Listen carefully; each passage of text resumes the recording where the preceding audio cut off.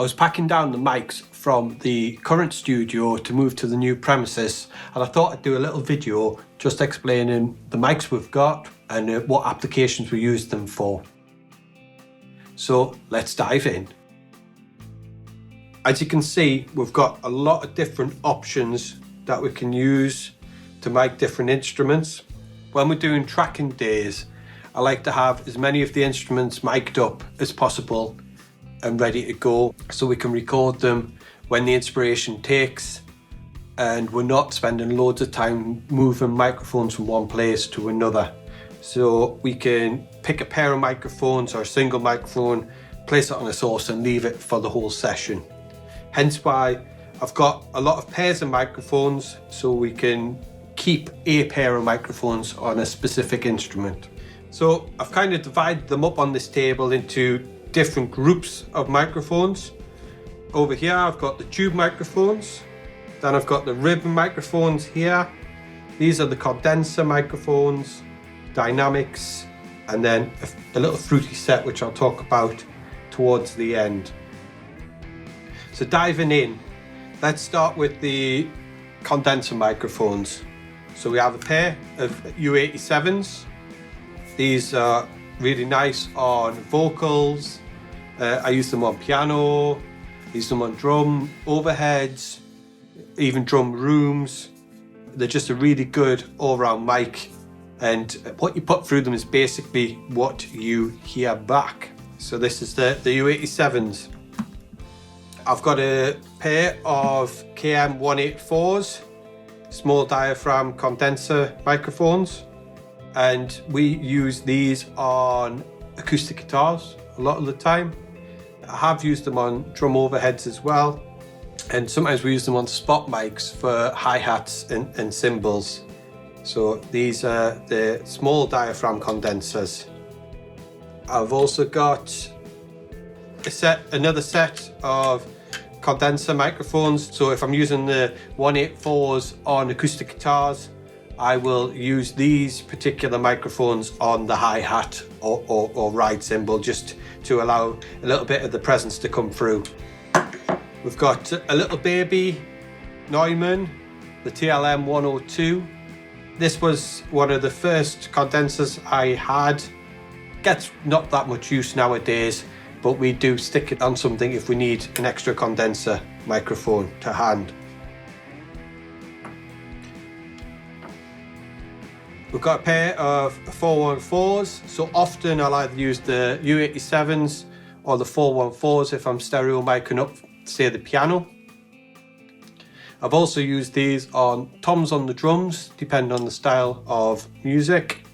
I use them on acoustic guitars and also use them on vocals. We got these quite recently from Make Noise Pro Audio, who packaged these up and sent them out very quickly, and the real workhorse microphones. So these are our condenser microphones that we have at the studio. We've got a selection of ribbon microphones. So these are our ribbons. So we have a pair of Coles, which often get used for drum overheads, but I have used these on acoustic guitar if I want a slightly darker sound. These are quite dark sounding microphones.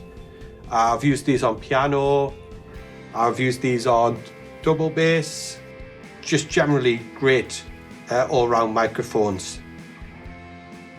These are Reslo Sound ribbon microphones. These are from the 1960s, and we've got 3 of these. 2 of them have been upgraded by Exaudia, who had a white paper from the BBC on how to make these microphones sound a lot better. It includes changing resistors in them and doing various things to the microphone basket. I purchased these before the upgrade and I wasn't that fussed on them, if I'm honest. And they came back after being upgraded and they sound amazing. Not on everything, but I have used them on toms on drums, drum overheads, and they've sounded absolutely amazing for that. So much so that I have a third one, which hasn't been upgraded yet, but I will be sending this off shortly to have 3 of the upgraded microphones. Let's move on to dynamic microphones. So we've got quite a few dynamic microphones. We have got the Electro Voice RE20, which sounds amazing on vocals. It's originally a broadcast vocal mic, very similar to the SM7. This also sounds great on bass and kick drum. So often this is my go-to kick drum mic. This normally gets poked slightly through the hole and it is our kick drum mic. I have used it a lot on live vocal sessions in the studio before we got the SM7. And since then it's been a toss-up between this mic or the SM7. So the SM7 is broadly similar mic. Most people have probably seen this in various YouTube videos and use this a lot on vocals. You could use it on an acoustic guitar. We could put it on a snare drum. It's got a lot more bottom end than a SM57, which we'll look at next. This is the SM57. We have 3 of these currently. 2 of them are usually snare top and snare bottom, and then I normally reserve this for guitars. The reason why I've got them marked up as snare top and bottom is these are the ones that often get hit by drumsticks, so I use the same mics over and over again for this particular, the snare top, keeping the guitar looking a lot more nicer than being hit with sticks. Dynamics wise, we've also got 3 of the MD421s. Now these mics have got the worst clips ever. Sometimes the mics will just fall off their clips. These are new. We've got 2 new ones and an older one. And the newer ones, the clips are still pretty solid. Our older one, don't know if you can see on camera, has got some tape round to stop the mic from falling off if the clip fails. We often use these on toms. Sometimes as well we use them on guitar cabs if we want something slightly different from an SM57. We've got a couple of other dynamic Shure microphones which we can substitute in for various instruments if we have used the other dynamic ones. These are the kind of B microphones. Often they'll just get used for talkback duties in session.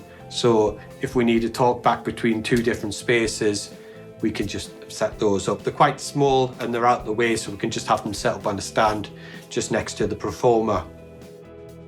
So finally, or almost finally, we have our tube microphones. So we've got the WA251 from Warm Audio. This is our latest tube microphone that we've had in. It sounds great, using it mostly on vocals, although I have used it as a mono drum overhead. It sounded fantastic on that as well. Because it's a tube mic, it comes with its own power supply. So this is the one for the Warm Audio, and we can select the polar pattern on this power supply. So that's the Warm Audio. We've also got an M Audio microphone. Now, M Audio made microphones only for a very short period of time, but look at this one. It's very shiny and it sounds great. I have used it on acoustic guitars before. All the options for polar pattern and the low cutoff, etc. on the mic itself. These are a little bit rare, and well, everyone likes how shiny it is. The power supply even looks quite funky. So this is the M Audio Sputnik. The last tube microphone we have at the moment is this one here, and it has absolutely no branding on the microphone, so I don't actually know the make or the model of this.